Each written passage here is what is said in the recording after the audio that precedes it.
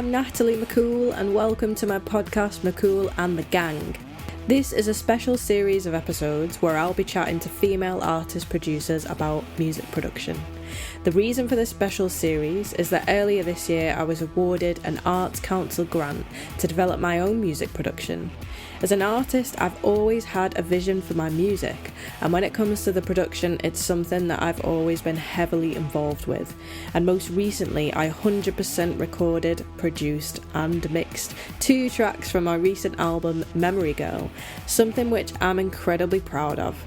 Now I've got the opportunity to really lean into that. As part of this podcast, I decided to speak to other female artists who also produce their own music to explore what inspires them and how they work. This episode, I'm excited to welcome Xylo Aria, an Indian-born, British-based electronic artist making gorgeous layered electronic music featuring her smooth vocals and minimal textures. Xylo also runs an amazing organisation called Music Production for Women, which focuses on teaching and supporting female identifying creators with music production. Here's a pretty wonderful chat about Xylo's Indian roots and forming early connections with music, all the gear she uses to create her sounds, and some great advice for anyone wanting to explore music production. Here we go! I think you're a magnet, and I'm a magnet too. People just attract like magnets, like me and you. Yay! So thank you so much, Xylo, for being involved, and it's so lovely to speak to you. No worries. I obviously listened to your SoundCloud and the music on your site and just thought it was brilliant and really wanted to chat to you about your own process and inspiration. Cool. So I guess we'll start with your kind of beginnings and coming into music production, and how did you start making music? Was there one thing or person or event that really inspired you?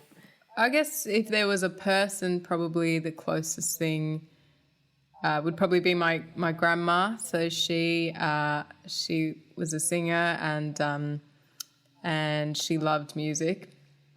So that was probably a big part of it. But yeah, other than that, I mean, I can't really remember. I feel like I've been singing for as long as I can remember. Yeah. Amazing. Yeah. I read on your website you were introduced to traditional music by your grandma. That's such a amazing story. It's always our family, isn't it?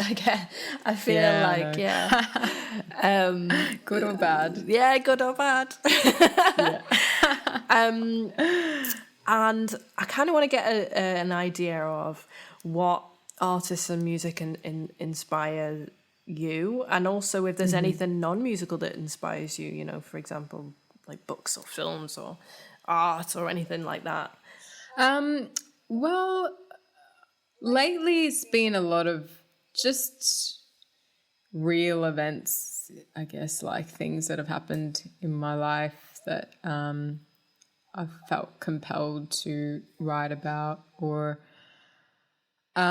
maybe a sample that I've found that's been really inspiring and I really want to use somewhere. Yeah, other times because I guess I am first and foremost a vocalist, just going off and kind of doodling around on a mic and just kind of singing random things and just seeing what comes out. And sometimes I can bring in new ideas. Yeah.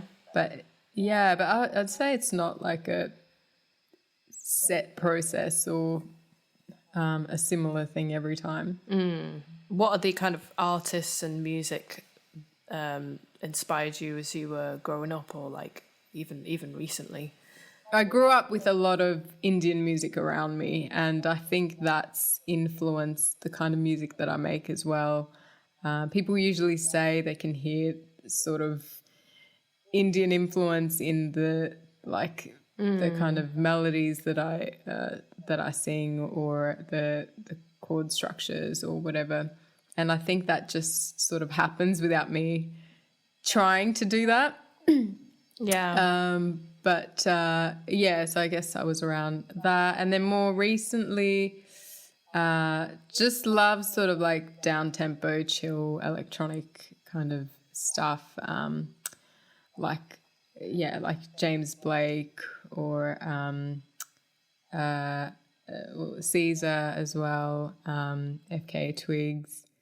Yeah, I read also on your kind of about section on your website, you started producing music just in response to not having to rely so much on other people to produce it, which is definitely where I am right now. Because a lot of money, and it's like you're handing over the control almost to someone else, and I think a lot about being an artist is keeping that control and keeping it within your own world and your own ideas, and I think that's really important. So yeah, I just wondered, I know you mentioned writing music and you're a singer foremost, but about kind of producing your own music, was that a conscious decision then, or was that through trial and error and trying things out? Yeah, I guess like you said, where it started was, just wanting to take control of it and just wanting to just work on my own schedule and not have to rely on other people to do this for me. And so I didn't start because I wanted to produce or because I wanted to learn or I found it interesting. I didn't, I didn't want to really, but I felt like that was sort of the only way forward. Yeah. And after that, I just tried things, like went online, YouTube, which is a great resource. Yeah. Asked a bunch of my friends a lot of questions, and just worked it out from there really. And yeah, it worked. It took me, it took me a little bit of time before I started releasing music that I'd produced myself. But I was able to get there, and I'd say a lot of it was, self-taught, if you want to call it that. I felt like maybe the process was a bit more painful and lonely than it needed to be. I guess a big point for me is like coming through, starting to produce my own work, and when I wanted to do this project, just researching different producers, female producers and artists that produce their own work, and I just I didn't struggle at all, but there's just the amount of female identifying producers and artists who produces vastly, it's just not as big as the amount of guys who do. And I'm really happy that I found the interviews that I did, and I think it's great. But I just wondered, having done it for a few years now, have you seen a shift in how many women are producing, or a shift in attitudes towards it? Yes, for sure. I feel like it's definitely changing day by day. There seems to be more interest in it, more women getting involved. I think a part of it is also that I'm around it all the time now, especially running music production for women. I see it a lot more than I used to. Just because I'm sort of in that space now. But I think maybe if you haven't found that community, it can still feel quite lonely. I mean, and I say that things are getting better, and they are, but it's still far from where it could be. So, we still, and I've said this before on things, we're moving forward definitely, and but we've still got a way to go. Yeah, there's still work to be done. There's always work to be done. Yeah. But I wondered as well about location, because I know you mentioned you're in Australia right now, and I know that it says you're also UK based. And is there a difference in attitudes in those two? How are they different from each other? Yeah, to be honest, I don't really know, in the sense that I don't feel like I embraced the music community in Australia that much before I left and moved to the UK. So in the UK anyway, I feel like people were starting to, notice this a bit more, and there were a few initiatives going around to encourage more women in the space and everything. And then I moved back here, and we've been, in COVID lockdown, I guess, on and off for the whole time that I've been here. So I don't think I've really experienced what it's like here to be able to really comment on it. Yeah. I mean, there's a few things kind of been in the media recently, which is not very pleasant. As an industry, I think we still have a bit of work to do. No, I definitely know what you're saying, because COVID's kind of taken away that, everyday life conversations element of it, so that you're just online and it's kind of hard to gauge really when... Yeah. Yeah, I definitely get that. Moving on to kind of the more geekier tech side. I just want to know, what do you like to work in? What kind of gear are you working with? So Ableton is my door, and I love it. I think it's really great. And aside from it, I think if you've used other DAWs before and then you move to Ableton, there's a little bit of a challenge at first to get your head around it, because it does look a little bit different. I can't. I'm in Logic, and I tried Ableton and I was like, brr, can't get used to it. Yeah, so it is a little bit like that, but I feel like everyone that's just gone past that has never looked back. And I don't know, like I feel, because I know people that have gone from Logic to Ableton, but I haven't met anyone that's gone from Ableton to Logic, right? Know? And this isn't, you can use whatever DAW you want, and as long as you're making what you want, it really, really doesn't matter at the end of the day, as long as it's doing what you want it to do. But I'm a big fan of Ableton, mainly because at the time when I started learning, I wanted to be self-sufficient in every way, which included playing live. And when you're talking about live music, I don't think you can really look past Ableton, because it's called Ableton Live for a reason. That's mainly what it was built for. So that's kind of where I started with it, and I've kind of loved it ever since. And so that's the DAW side of things. And then I have Yamaha HS7s as my monitors, and they're beautiful. I think I got the 5s. HS5s, Yeah, it's a good series, the Yamaha. And they're called Larry and Roger. So the left one's called Larry and the right one's called Roger. I love it. And they sometimes swap around, but I can't really tell. So amazing. And then I have Sennheiser HD280s as my headphones. And I have 2 different audio interfaces that I kind of switch between. I've got the Audient ID14, which is really nice. And then I've got the EVO4, which is like a really small, super light thing that's easy to carry around if you just want to take it with you. And that's kind of like a plug and go sort of thing. So it's handy to have. And then I've got a few different mics. This one's really beautiful, actually, the one that I'm recording on. It's the Z5600A. It's a SE Electronics one. And I've got a few MIDI controllers, the Launch Key Mini, the Launch Key 61 and 49, and the Launch Pad as well.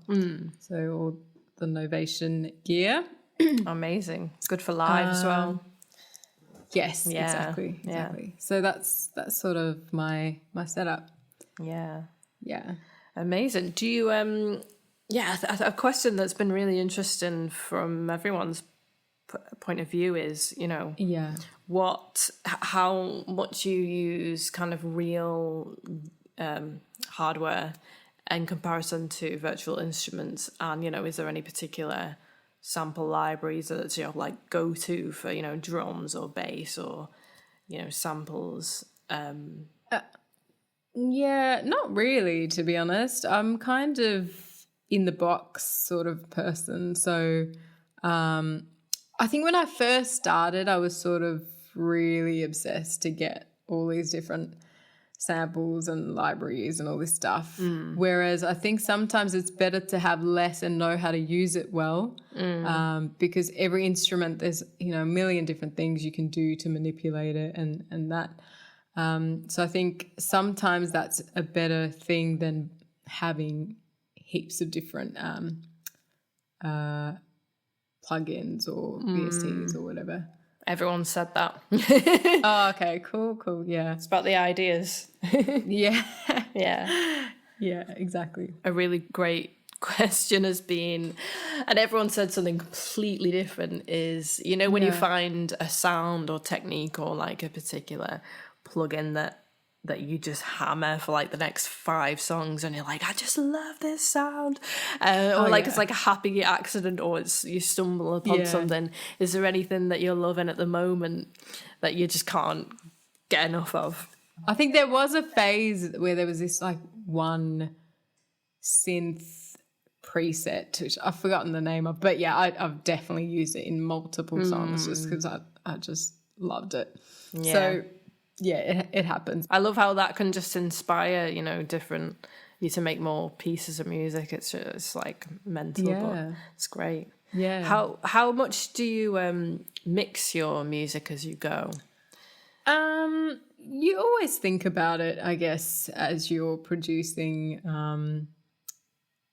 just to slightly clean things up as you're going, where things might be kind of clashing a little bit, and you just kind of balance things out.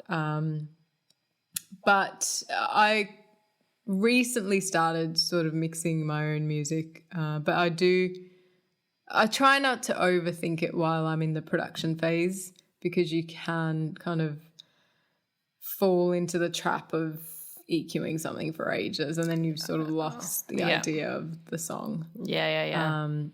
So I'll try and put a little bit of distance between the production stage and then the mixing stage. Yeah, I definitely am guilty of sitting looking at the screen for hours. It's like trying to, you know, get something to sound the way I want it to sound. And then I've forgotten about the rest of the song.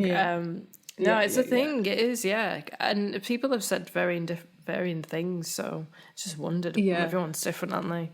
Exactly. And that's kind of like a workflow thing, isn't it? And I think workflow is really interesting subject, because, you know, it can make difference between you getting a track done and just falling into, you know, EQing, as you say, something for hours. So I wondered how much do you organise your sessions as you go? Like, for example, using buses and grouping tracks, are you very organised when you're making music, or do you prefer to just let the ideas flow and then do it later? I do try and be relatively organised when I'm in the process of making something, just because I've learnt the hard way of being completely disorganised and then going back to a set and being like, what the hell is going on here? Like having no idea and it just being a mess. So so now I have sort of certain ways of doing things and routing tracks and having my, you know,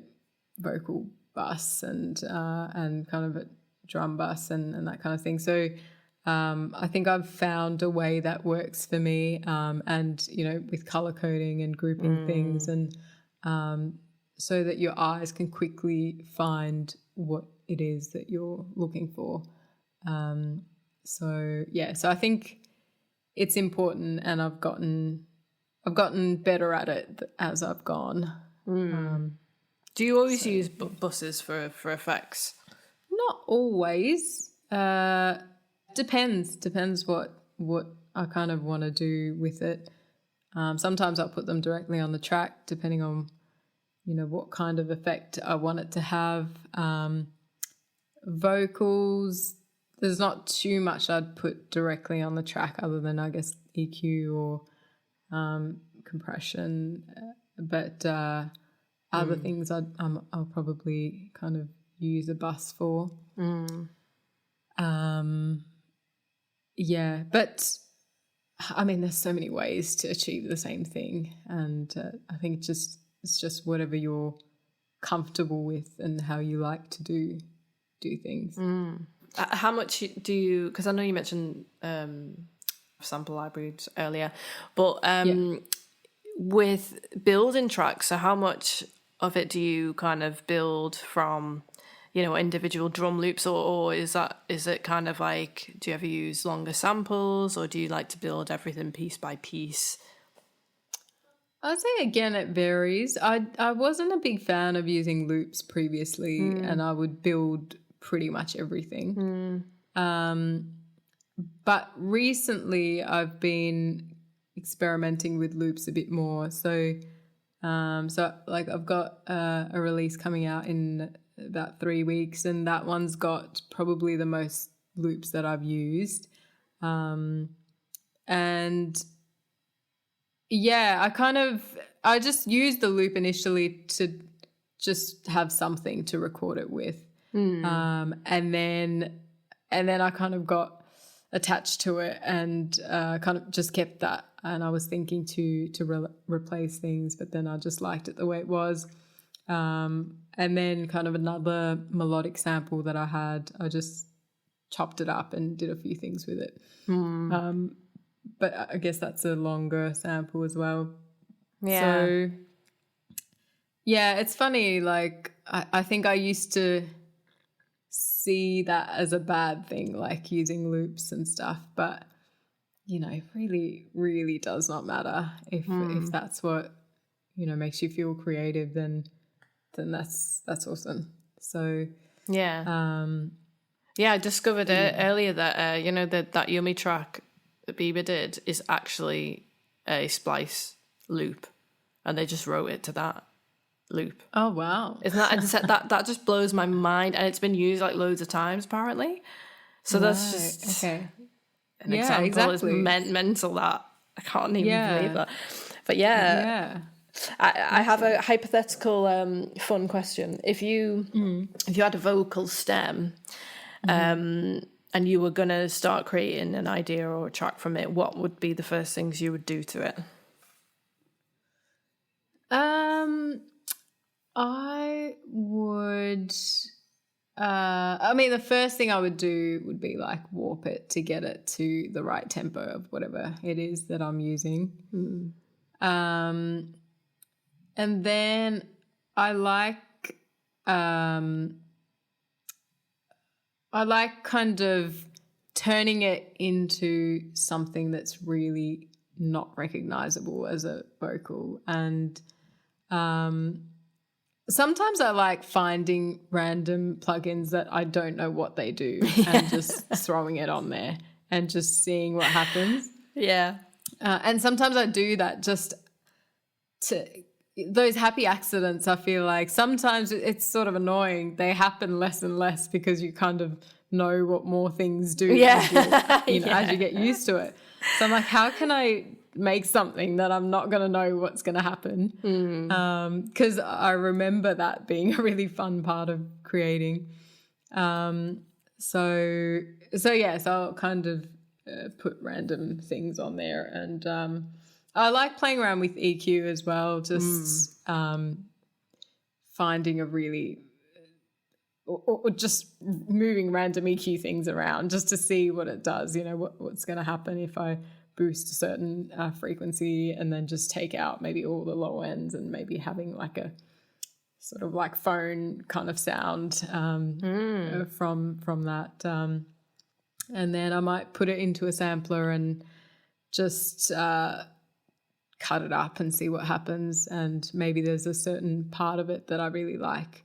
Yeah. That you could just turn it maybe into a synth or something. Nice. I love this. I love people's answers to this question. It's so interesting. Yeah. It's so fun. It just makes you want to go and do that now. Yeah. Why not? That's Why awesome. not? Yeah, I'll do it with cool this to see this what audio. other people do. I was thinking that made me think of myself, like just getting into production and not kind of. I'm quite stubborn sometimes. I'm like, no, I can figure it out. And, then I discovered YouTube tutorials and it changed my life forever. But I remember when I was trying to figure out how to make a voice sound like it was on a telephone. And I finally figured out it was the EQ, removing the low end. And I was like, oh my God, that's how you do it. That's amazing. And then, I could have just gone on YouTube and like 5 seconds later. Yeah. But it's so funny, isn't it? Like, I think it's fun, like, figuring out how to do it yourself, even though it takes time. Yeah. It's like, that's it. It's so funny. Exactly. Amazing. So what are your top kind of plugins that you're really familiar with, or you just really love what they do and that's going to get a good result for you? Yeah. Just like a simple ping pong delay, and it doesn't have to be a fancy one, just whichever one your DAW has. I have it on so many tracks. Yeah. I think adding that to like really random sounds can give you some interesting effects. I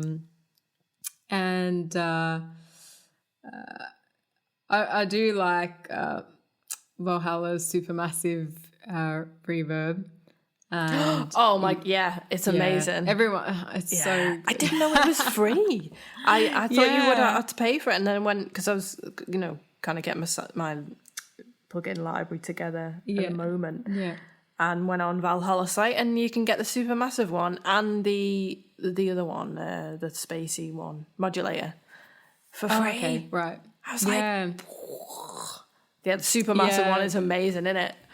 Yeah, it's so good. It's so good. They're probably the top two, I would say. I don't know what else. I mean, probably the top two. Amazing. Is there anything?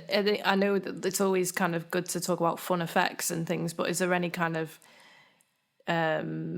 stable ones, like your compression, your EQ, your filter?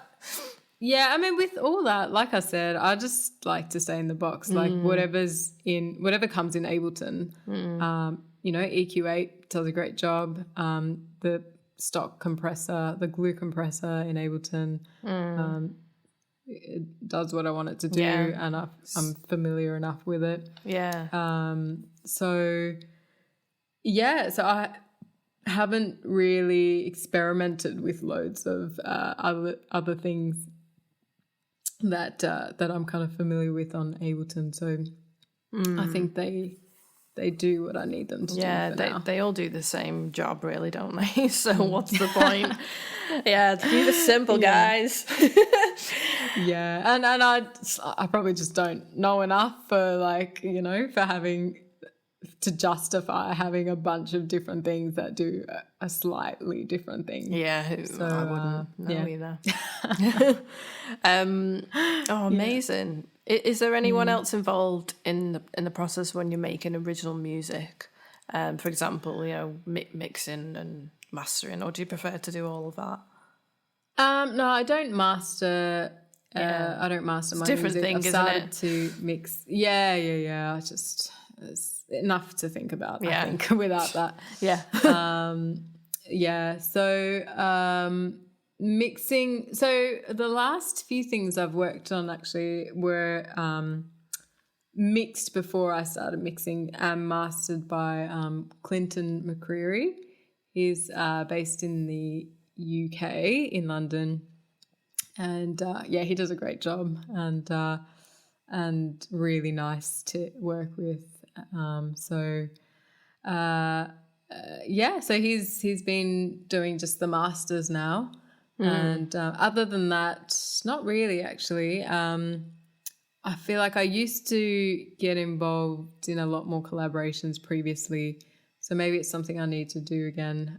It's been a little while. So It's always fun. I love collaborating. yeah. It is actually. It is fun. It's brilliant. Yeah. Oh, amazing. This is so interesting. I just have a few more questions on just kind of like, I suppose like not mental health, but, you know, keeping sane when you're making music. Yeah. I think that I guess everyone struggles with when you're heavily reliant on yourself for making your own music and producing it and mixing it, is keeping going and keeping interested. So how do you keep focused and inspired when you hit a wall, when you're in a session, say, you know, you're making a track and you're just not sure where to take it, or you're just staring at the screen and you're like, "Brr." What do you do to get unstuck from that? Yeah, I think taking a break, you know, when you're just really stuck, sometimes it's counterproductive to just sit there and get more and more frustrated. So just taking a bit of time out and coming back to it fresh could be can be a useful thing.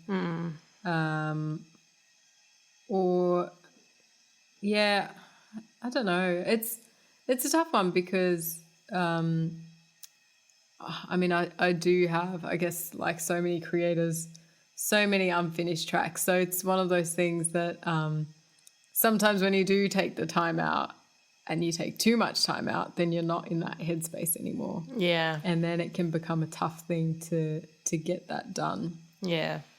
But I think as well, just doing other creative things as well can be inspiring, you know, whether it's, I don't know, nothing to do with music, but just getting that kind of left side of your brain working with, I don't know, maybe painting or whatever else that you might do to kind of create. And also if you just really get stuck, putting on maybe a playlist that you really like and kind of actively listening to the songs to see if there's any little piece that you can take some inspiration from as well. Yeah, that's such a good point. Yeah.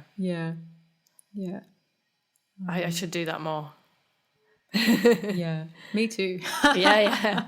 I think suddenly when you listen to something else that you love, it's like, A, it inspires you again and you're like excited about it, and B, you know, you do pick out those little bits that you're like, oh, like that little bass thing there.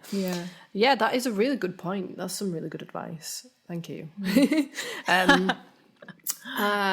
If you could collaborate on a project with any human being, who would it be? Probably James Blake. Yeah. Oh, so beautiful. It's beautiful, isn't he? I mean, musically.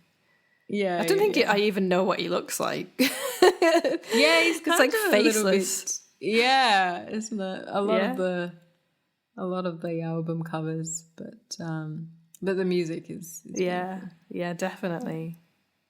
Has there been anything, do you have any kind of like funny stories or weird things you've been inspired by, or, you know, funny samples you've used of someone talking, or like weird stuff like that? Yeah.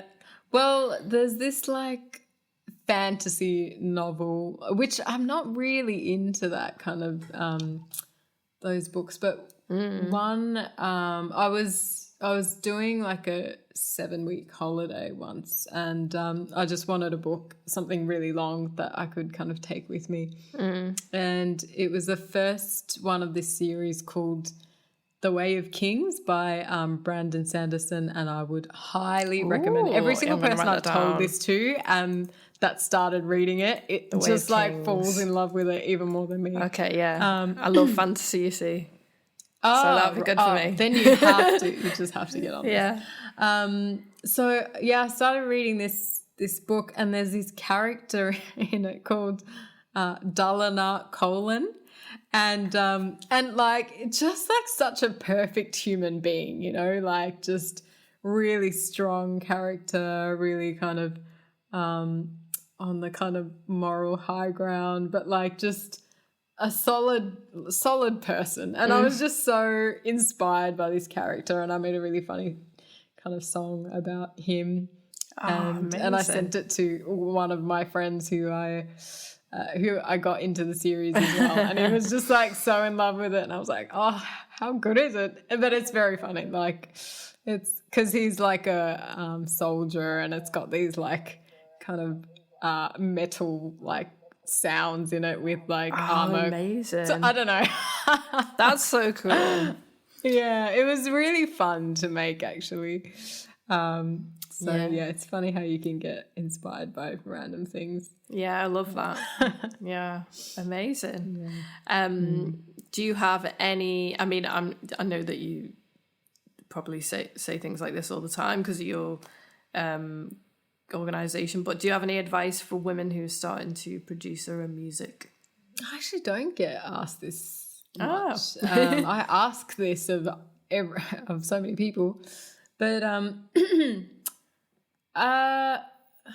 you know, and it's always, it does sound so generic, but like, don't give up, you know, because it can get frustrating and you can feel like, oh, it's just not the space for you, or you'll never get it, or whatever. But you know, keep at it. And also, so don't give up, but also know that you're not alone in this space, because I know it can feel that way sometimes, and you can feel like, you know, maybe it's just me not understanding, or like I don't get it because I'm not like a techie person or whatever, but it's not you, like, you know, if you don't get it, it's because you just haven't been doing it long enough, and you will. It's not that there's anything wrong with the way you think or something like that, you know. Yeah. And you're not the only one to not get it, or for it to take some time for, or whatever. Yeah. That's a bit. I think that's a big thing with women, especially, are so scared to make a mistake, whereas guys are just like, I'll just try it and see if it works. And it's like, it's sad, really, isn't it? Like, I think that's really sad. But I think, you know, up and coming female producers and artists are getting more just like, I'm just going to try it. I'm just going to have a go. Yeah. That's really great. Important. Yeah, it's really important. Just, I think it's the difference in your attitude, and I know this sounds quite deep, but, you know, from when you're in school and what you're taught as a child, because I feel like in school, you know, it was always like, oh, the boys are just boisterous and boys will be boys, and these behaviours are accepted, whereas, you know, it's not accepted in girls' behaviour. So I think it's really fucked up, actually, but I'm glad that it's changing. Yeah. Oh, amazing. This has been so insightful, and thank you for your time again. And no worries. Yeah. It's been fun. See you soon. Yeah. Bye. Thanks so much for listening, and don't forget to subscribe and follow to this podcast. I'm Natalie McCool, and you can find me and my music on Facebook, Twitter, Instagram, YouTube, and also on my website, nataliemccool.co.uk. Thanks! You're a magnet, and I'm a magnet too.